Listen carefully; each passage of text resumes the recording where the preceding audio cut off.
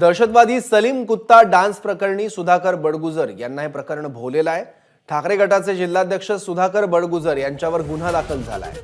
सलीम कुत्ता सोबत झालेल्या डान्स पार्टीत बडगुजर हजर असल्याचं निष्पन्न झालंय, त्यामुळे त्यांच्यावर आता गुन्हा दाखल झालाय। बडगुजर हे सलीम कुत्ता सोबत एका पार्टीत नाचत असल्याचा व्हिडिओ व्हायरल झाला होता आणि त्यावरून बरेच आरोप प्रत्यारोप झाले होते आणि त्यानंतर तपास झाला आणि आता बडगुजर यांच्यावर गुन्हा दाखल झालाय। आणखी माहिती घेऊया आपले प्रतिनिधी प्रांजल कुलकर्णीकडून।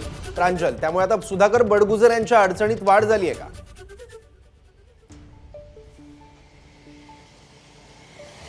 सौरभ, आपण जर बघितलं तर काही दिवसांपूर्वीच महापालिकेमध्ये जेव्हा बडगुजर हे नगरसेवक होते तेव्हा त्यांच्या एका कंपनीला चुकीच्या पद्धतीने ठेके दिल्याचा आरोप करत अँटी करप्शनकडून त्यांच्यावरती गुन्हा हा दाखल झाला होता। त्या प्रकरणाची चौकशी देखील सुरू आहे आणि हे ताजं असतानाच आता सुधाकर बडगुजर यांच्या अडचणीमध्ये पुन्हा वाढ झाल्याचं बघायला मिळतंय। सुधाकर बडगुजर म्हणजे जे सलीम कुत्ता पार्टी प्रकरण होतं, हिवाळी अधिवेशनामध्ये भाजपचे आमदार नितेश राणे यांनी याबाबत पुरावे हे दिले होते। त्यानंतर नाशिकचे पालकमंत्री दादा भुसे यांनी देखील या सर्व प्रकरणाच्या चौकशीची मागणीही केली होती। हे संपूर्ण प्रकरण चांगलंच गाजलं होतं। या संपूर्ण प्रकरणाची नाशिकच्या गुन्हे शाखेकडून चौकशी सुरू होती। अगदी पोलीस कमिशनर असतील हे देखील या सर्व प्रकरणामध्ये लक्ष ठेवून होते। त्यांच्या मार्गदर्शनाखाली सर्व तपास हा केला जात होता आणि हा सर्व प्रकार तपास सुरू असतानाच आता आडगाव पोलीस ठाण्यामध्ये सुधाकर बडगुजर यांच्या विरोधात गुन्हा हा दाखल करण्यात आलेला आहे।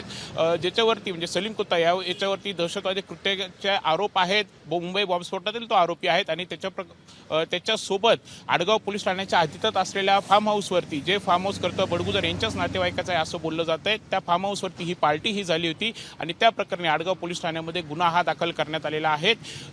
बडगुजर यांच्यासह आणखी काही जणांवरती हा गुन्हा जो आहे तो दाखल करण्यात आलेला आहे।